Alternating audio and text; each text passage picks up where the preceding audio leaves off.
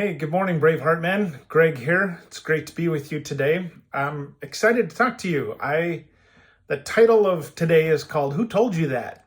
And kind of want to give you an overview of what I'm thinking today. I've got so many different things in my mind, but I want to share a few examples of something the Lord's kind of been leading me through, including a challenge to myself and a challenge that I want to share with you. But I went through the Braveheart intensive in May of 2022. So it's been a few years. Time has flown, and it's so much of what I gleaned from that was so practical, so helpful to this day.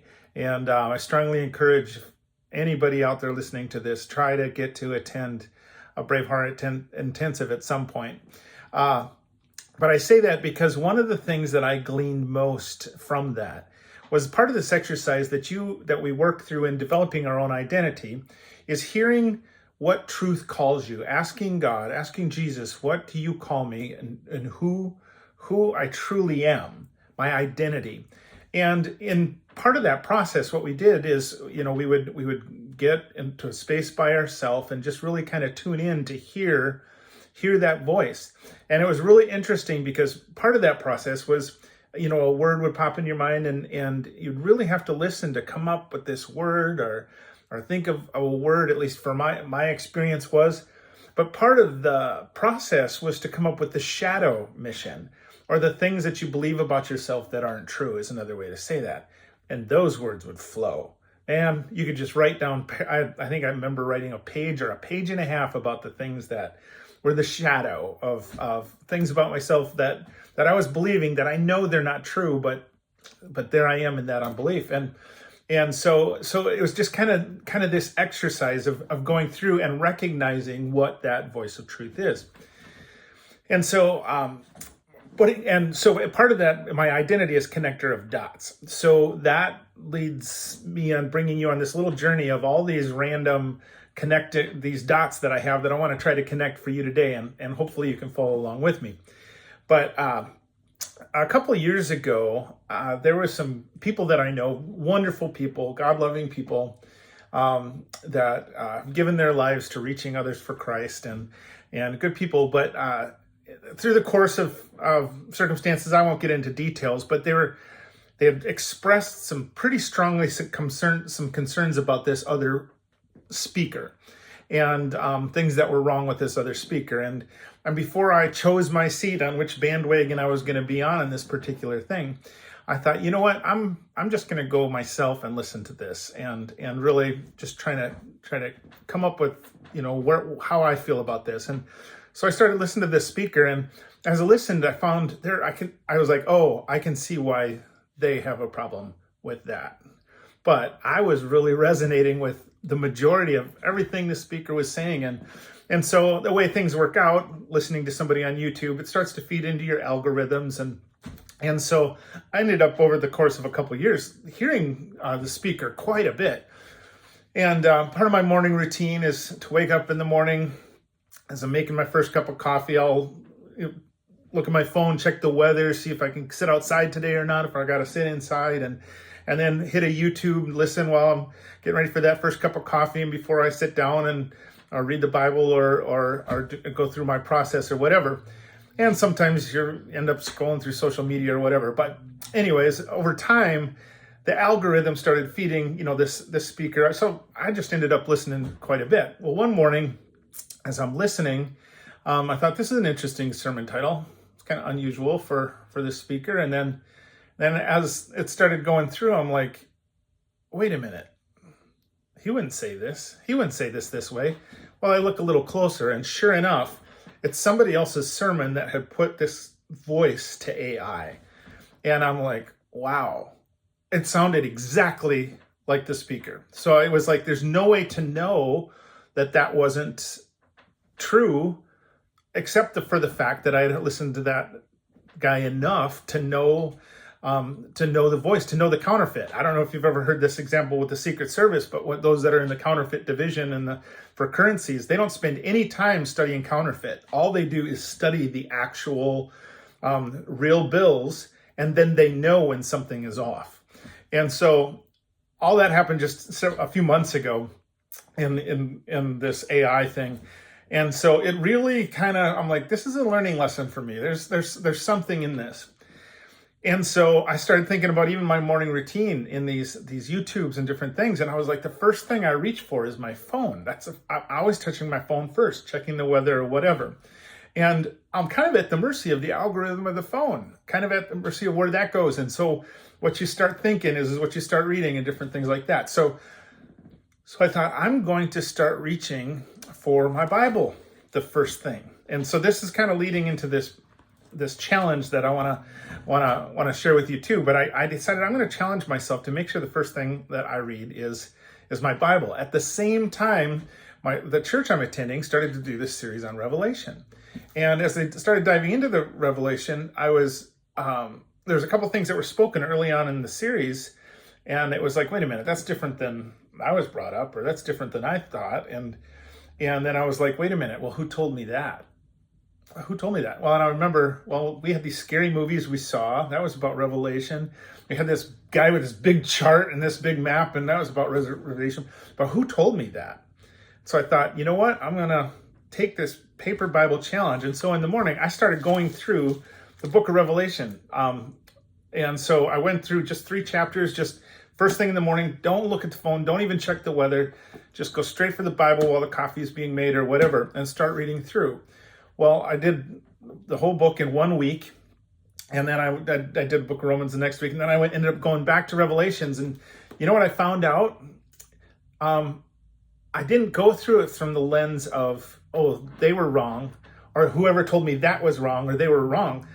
I started to recognize the voice. I started to recognize the voice of Jesus better talking to me, the voice of the Spirit working in my life, that, some of the certainty that I had, not so certain, not ready to criticize anybody else on their certainty or lack thereof, but I just began to just get into it. I went through book of Revelation twice. The third time I went through and I started drawing pictures in my journal of all the crazy, I'm a terrible artist, but it started to come alive in a different way. Now I'm going through it the 4th time, actually writing a cast list of all the different characters, which are amazing in the book of Revelation. I say all that for this reason, not yay me on reading the Bible in the morning or this treatise that I'm never going to write on Revelations or anything like that, on the book of Revelation. But John 10:10, or John 10:3 says, he calls his own sheep by name and leads them out. He says, his sheep follow him because they know his voice, but they will never follow a stranger. In fact, they will run away from him because they do not recognize a stranger's voice. John 10:27, Jesus says, my sheep know my voice. And that's the challenge today. So I want to challenge you. Who told you? We all have strong opinions, politics, theology, different things, but who told you that? Is it the voice of truth? And I just want to encourage you to come up with a plan, a challenge for your own heart and life to really press through and rather than jumping on a bandwagon of one thing or another, just search for truth. Search for the truth. Who told you that? This goes all the way back to the Garden of Eden. If you remember when Adam, if you read in Genesis, when Adam fell, he's in communion with God. The serpent tempts Eve. Did God really say? Notice what the question was. The way the serpent tempted Eve was to question God. Is that really true? Causing to doubt the truth of God's voice in their life. And did God really say? And in that temptation, once they had sinned and gone against what God's command was, his question to them was, his first question is, where are you? Where are you? And it's the creator of the universe lost him, like you couldn't find him. We obviously know that's not true, but he invited him to be honest about where he's at. So where are you? Where are you today? Where am I? Got to be honest about where you're at. Second question, Adam responds, I heard you walking in the garden and I was afraid because I was naked, so I hid. God's next question is who told you you were naked? Who told you that? Who told you that? Well, the answer is the serpent. The serpent had done that. Well, I say all that is because the power of listening to something that is not the voice of truth in our life can set us so off course so quickly. When you think of the most dangerous thing in our life is to be off mission. It's a dangerous thing to not hear the voice of God.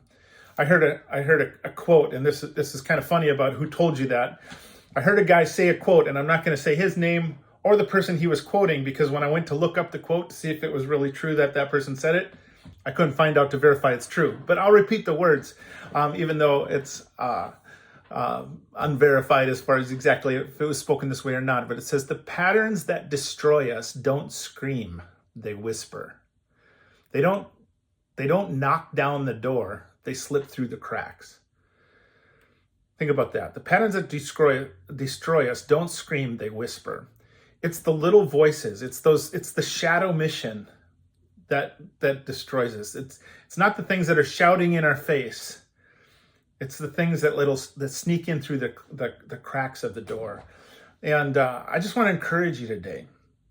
Go straight to truth. Spend time with truth. Wherever you're at in your spiritual journey, just be honest with it.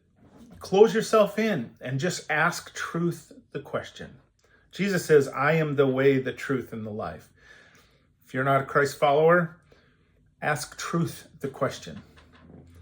Ask the truth question. What do I believe about myself that isn't true? What do you call me? Those questions can make all the difference in the world. And then that begins to direct your paths. And I just want to encourage you. It's been so great to do this paper challenge. And this is my challenge to you. Try it.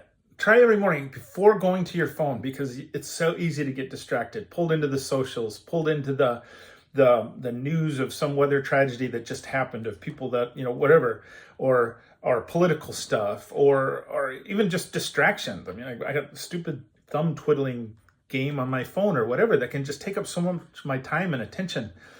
But what happens if you go to the Word first?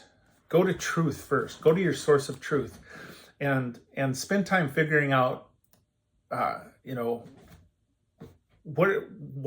told me that? When you believe strongly about something, really consider who told me that, and did that come from truth?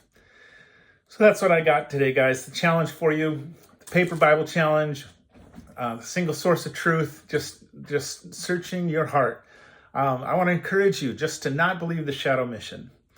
Recognize when you're believing something about yourself that isn't true. And it'd be amazing what comes through as you begin to walk this path.